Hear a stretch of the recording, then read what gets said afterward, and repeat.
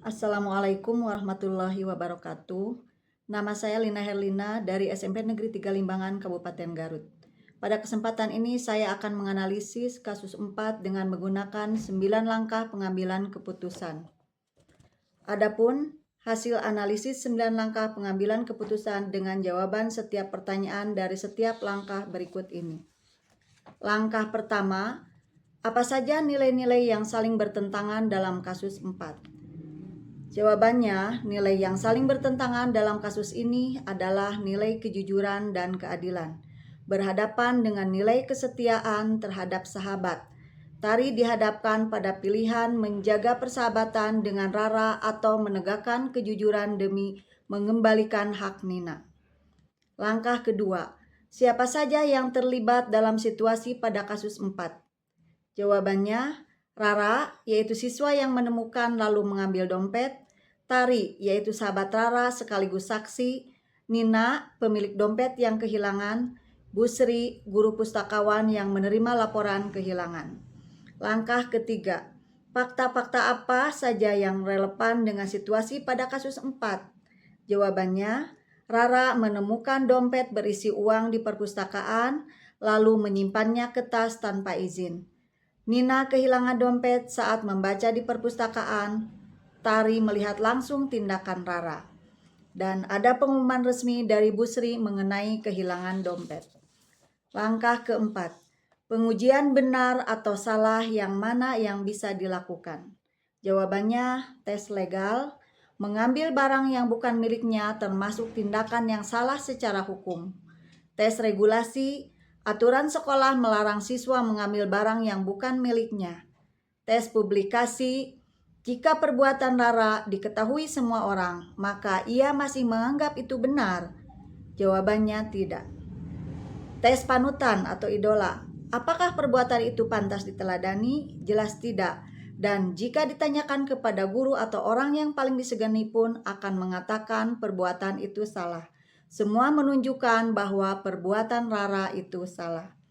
Jawaban langkah kelima, pengujian paradigma benar lawan benar yang mana yang bisa dilakukan.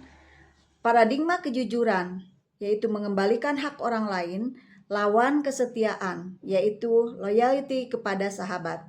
Keduanya sama-sama benar, namun perlu ditentukan mana yang lebih utama dalam situasi ini. Paradigma kejujuran dengan mengembalikan hak orang lain lebih utama dari kesetiaan atau loyalitas kepada sahabat. Langkah keenam, prinsip resolusi mana yang bisa dilakukan? Jawaban, prinsip berbasis hasil atau end-based thinking. Mengutamakan kebaikan lebih besar, yaitu hak Nina kembali, keadilan ditegakkan dan Rara belajar bertanggung jawab. Prinsip berbasis aturan atau rule-based thinking. Aturan kejujuran harus ditegakkan meski menyakiti perasaan sahabat. Prinsip berbasis kepedulian atau care-based thinking. Kita lebih peduli kepada orang yang berhak memiliki uang itu, yaitu Nina. Akan tetapi harus menyikapi Rara dengan kasih sayang, menegurnya secara pribadi terlebih dahulu agar ia punya kesempatan memperbaiki kesalahan. Langkah ketujuh, apakah opsi lain yang lebih kreatif? Adakah opsi lain yang lebih kreatif, adil dan bijak yang bisa dilakukan? Jawaban, Tari bisa menegur Rara secara pribadi, mengingatkan dengan lembut agar mengembalikan dompet. Bila Rara bersedia, maka masalah selesai tanpa mempermalukannya. Jika tidak, Tari dapat melapor kepada Busri secara bijak demi kebaikan bersama. Langkah ke-8, apa keputusan akhir yang ibu bapak ambil sesuai dengan analisis kasus 4? Jawabannya, keputusan akhir adalah Tari menasihati Rara secara pribadi agar mengembalikan dompet kepada Nina. Jika Rara menolak, maka Tari wajib melaporkan kepada Busri agar kebenaran dan keadilan ditegakkan. Langkah ke-9, pelajaran apa yang ibu atau bapak dapatkan dari pengambilan keputusan ini dan bagaimana pelajaran tersebut dapat memperbaiki pengambilan keputusan ibu di kemudian hari? Jawaban, pelajaran yang didapat adalah bahwa persahabatan yang sejati harus dibangun di atas kejujuran, bukan menutupi kesalahan. Selain itu, keberanian untuk menegakkan kebenaran harus lebih diutamakan dibanding rasa takut kehilangan teman. Pelajaran ini membuat saya lebih matang dalam mengambil keputusan yang adil, bijak, dan berpihak pada kebenaran di kemudian hari.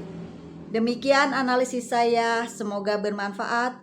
Wassalamualaikum warahmatullahi wabarakatuh.